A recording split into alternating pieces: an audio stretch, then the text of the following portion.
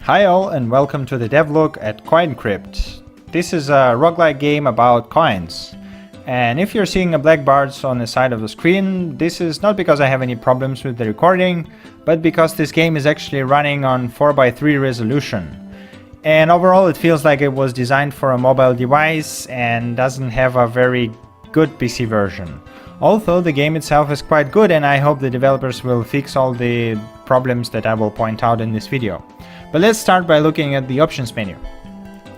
As you can see, the options are a bit lacking. So all you can do is toggle music and full screen, and there is no way to change the resolution. There's no way to resize the window in the window mode. And you know, there's no music and sound sliders. I would love to have at least this. But I mean, it's a 2D game. This wouldn't suffer too much, but at least the resolution is, you know, is a must. Okay, then you have your coins that you have unlocked. You can see how many you found, what they do, and what their number, icon, and so on. Please notice how I'm scrolling this list. I'm using the drag gesture that you would normally use on a mobile device. Scroll doesn't work. So, dear developers, we're using a PC, please fix this. Then you have your monsters list that you've encountered and defeated. So, as you can see, I've beaten 13 guys like this and lost to one of them, and this is the coins they use and drop. It's always nice to have. And then you have your achievements, so you can actually look through what you've unlocked and what you haven't yet and what your progress. Okay, then you can change a class.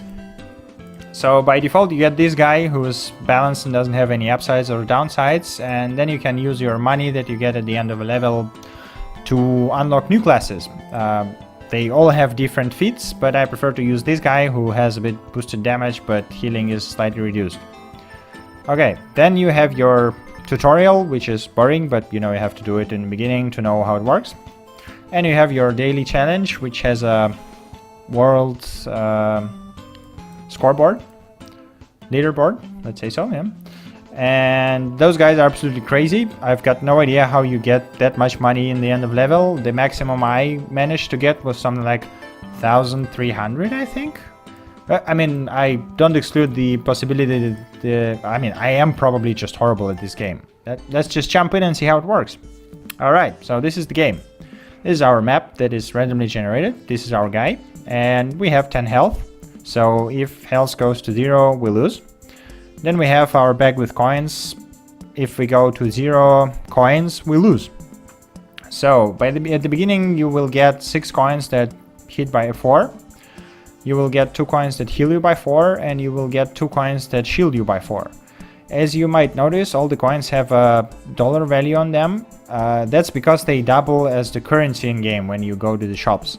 And this is a bit, you know, interesting because you have to balance the coins between, you know, what you will use in the combat and what you will actually use to buy equipment.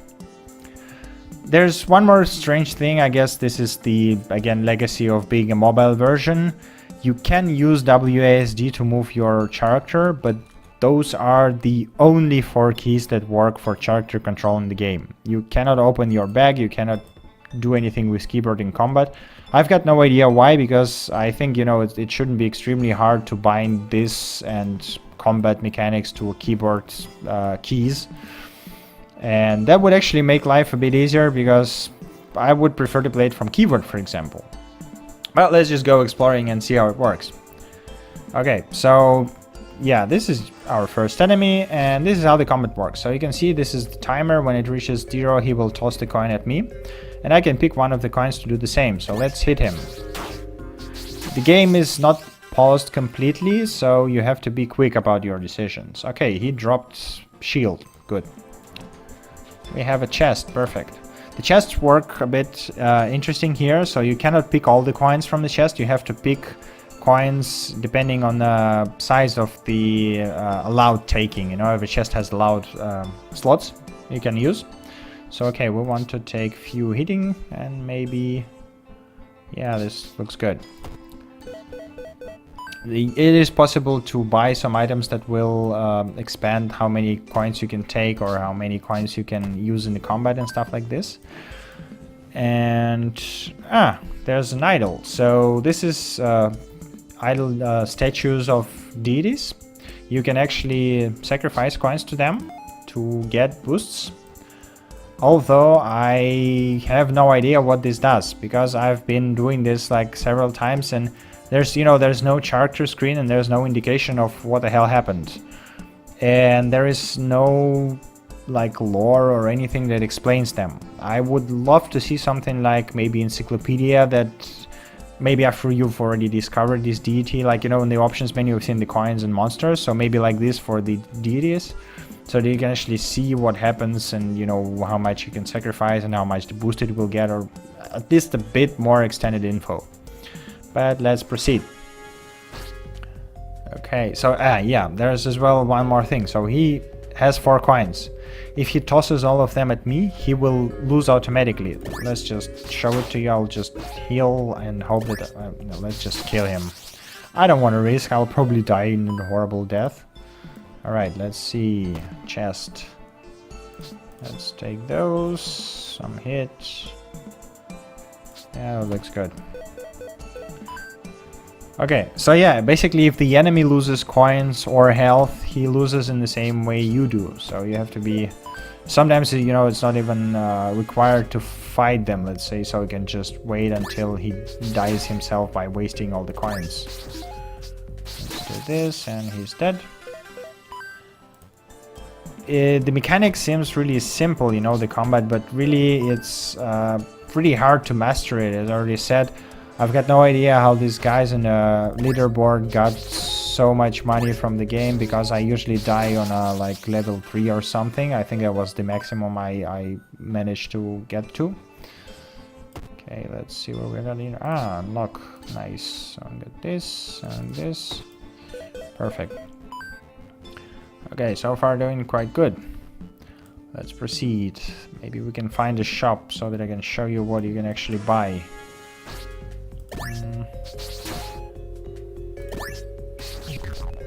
He poisoned me. Okay, not very good. Let's shield ourselves. Hit him. Yeah, okay, so we got regen and poison. Nice. Poison was always good. Yeah, let's get hit. Let's get shield and hit. You can run away from these guys sometimes, although they will just chase you for a bit. Okay, he's dead. Still a coin, drop a coin. Nah, that sounds bad. Let's take this. Yeah, there's as well these things. Again, you can sacrifice coins there, but again, I've got no idea what this does, and I guess if I would to go to the forums and read maybe a bit about it, I would find out, but I think something is as important as this should be explained in the game. Okay, let's take those. Let's see. Can we have a shop? One more thing is that I would like to see... perfect, shop. Okay, let's have a look what they're saying. Magic map, preview neighbor rooms. Nice. Run faster, okay. Helps find exit. And get a hand faster. Let's get this one. So as you can see, the coins double as a currency, so you have to stack here enough to buy them, like 160. Okay, we got a monocle, so we should be a bit faster in the combat now. Always nice. I saw an enemy here. So yeah, I was talking about the mini-map. I think it could be a bit more detailed, because now, for example, I was having a problem with... and he's dead. And he didn't drop any coins. I actually have a secret unlock. Cool. We get to see a secret level. So yeah, I was having a problem with the minimap when I was... so you have these unlockable doors and secrets, but you actually have to have a key for them. And sometimes you don't, but you can find it on a level. So you actually wander around and search for the key, and then you just kind of forget where it was. And this is slightly annoying. I mean, I wouldn't say it's a big deal because the levels are not as big, but you know, adding a tiny bit of details to minimap wouldn't actually hurt.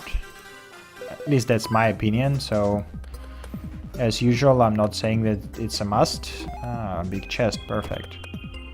What do we have here? Regenerate HP. So yeah, as you can see, those coins are very expensive, but they are completely useless in the combat. So you have to be a bit careful about taking too much of them, because if you do, then you won't be able to use anything in the combat. And okay, we can still coin. We can poison him. Oh, regen. Oh god. And I'm dead. Well, that's it. As I already said, this game is not a simple one. I mean, not extremely hard to learn, but quite hard to master, I guess. And I unlocked a new guy, Professor. Can redraw coins instantly, but coins don't stack. That's interesting. Okay, who do I want to unlock next? Let's go for the monkey. Again, as you can see, this is somewhat, you know, the reminiscent of the touch controls where you have to put your finger on and hold it in there. Yeah, I really love to see this turned into a proper PC version. Not like, you know, not that it's makes the game worse or anything, but proper controls and proper resolution and widescreen, all of that would make the game look much, much nicer. So this is Coin Crypt. You can get it on Steam Early Access for $5 or your regional equivalent. The game is quite fun, and if you enjoy roguelikes, I would actually recommend it. Thank you for watching, and see you during the next update. Bye!